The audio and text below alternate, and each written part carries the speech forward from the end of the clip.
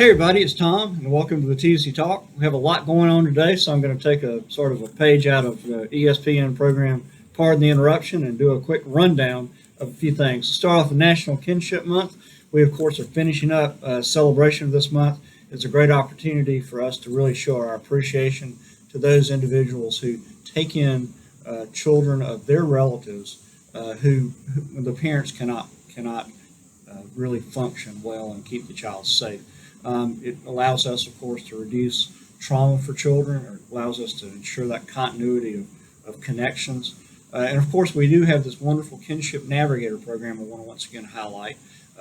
We do everything we can here at the agency to make sure that those who are caring for the children of their relatives, whether they be their grandchildren, nieces, cousins, or whatnot, that we can connect them to the services they need.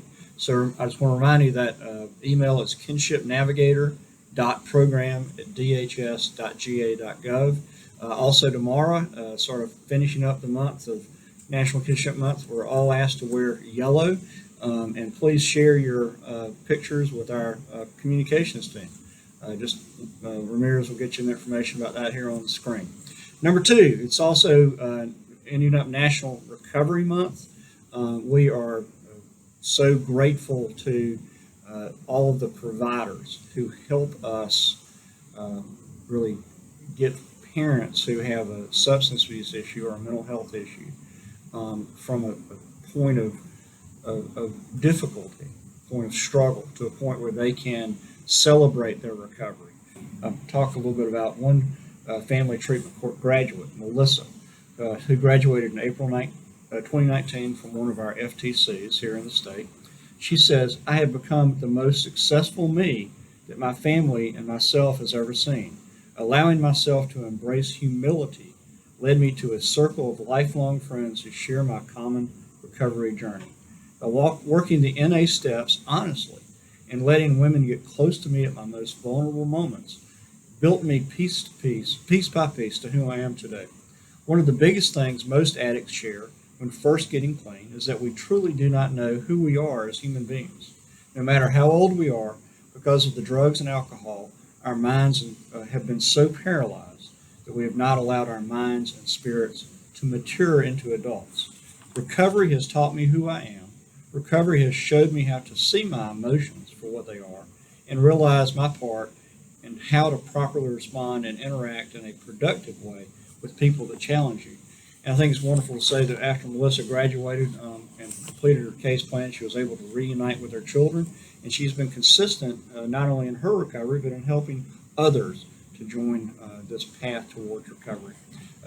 Speaking of judges in our family treatment courts and others, are they the greatest of all time? I don't know. We have three of my good longtime friends who are retiring from the juvenile court bench or have retired recently.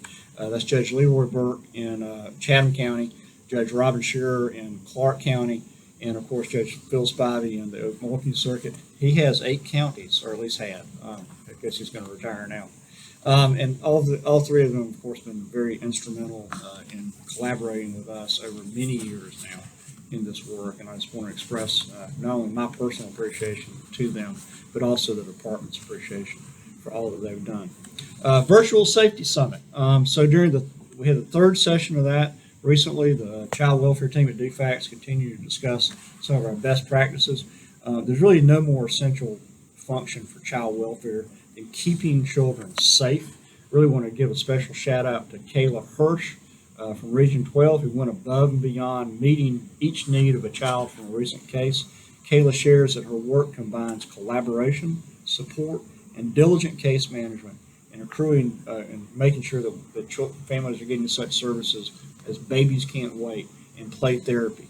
Her supervisor, Ashley Parker, concurs that Kayla, what'd she say here, completed the case's basics to ensure safety, permanency, and well-being. It was easy to score strengths in this case when you have a worker who does her job as expected. So I just want to express my appreciation to Kayla and, of course, to Ashley, but all of those who are working to keep children safe in the state of Georgia. Thanks, y'all. Let's talk about ART, not the picture kind, but the administrative review team. As we know, we have legislatively dispose of the child abuse registry. But we do have to have a process still, of course, for making sure that when a person has a substantiated case, that we give them the opportunity to clear their name. We're doing that through the administrative review team. They will be responsible for notifying those against whom a case has been substantiated of the case, of their administrative appeal rights, and also of completing the second level CPS administrative reviews. So here's how it works. The ART sends the notification of the substantiation to the alleged maltreater. Counties don't have to do this anymore. The request for first level CPS administrative review is mailed back to the ART at the state office, and the region is notified of the request by a member of our ART. The alleged maltreater now has the option of a face-to-face first level CPS administrative review or a desk review. And of course, the face-to-face reviews right now we're doing virtually. Face-to-face reviews must be completed within 60 days of the request, and desk reviews within 45 days. And if an alleged maltreater has an attorney, they may request a CPS review. So this is, we need to work with our attorneys as well to earn that. Face-to-face reviews should be led by the alleged maltreater. It's their time to present why they feel that they have been improperly tagged with a substantiation. And of course, once the review is completed, we need to make sure that we notify the administrative review team of the decision or outcome. So we're kind of really going back to a system that's more like what we had before we put in place the child abuse registry. And I think this will work much more efficiently, and I think we'll get a lot, you get the same goal with a lot less expense and time. OFI updates. We are hiring. The Office of Family Independence has received approval to hire 125 SNAP workers, that's food stamp workers, and 30 Family Medicaid Economic Support Specialist 1 statewide. We would appreciate your helping us recruit those positions. Please share this information with anyone you know. We've got the link to the job site that Ramirez is going to put on the screen for you. Still on the OFI issue, staff are maintaining timeliness rates at over 90%. The PEBT program, of course, is just wrapping up. We got all of the folks in who were either already on SNAP or who claimed the benefit through our online portal, and then we have sent out or are sending out the remaining cards to those families who we had on our list. So for families that have already received their PEBT cards, they need to make sure they're following the instructions that came along with the cards. Call the 1-800 number for activation, and that will ensure that you're getting the $256.50 benefit per child.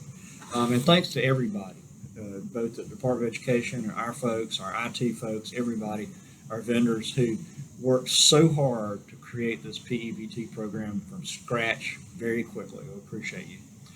So that's today's roundup, I guess you might say, or rundown.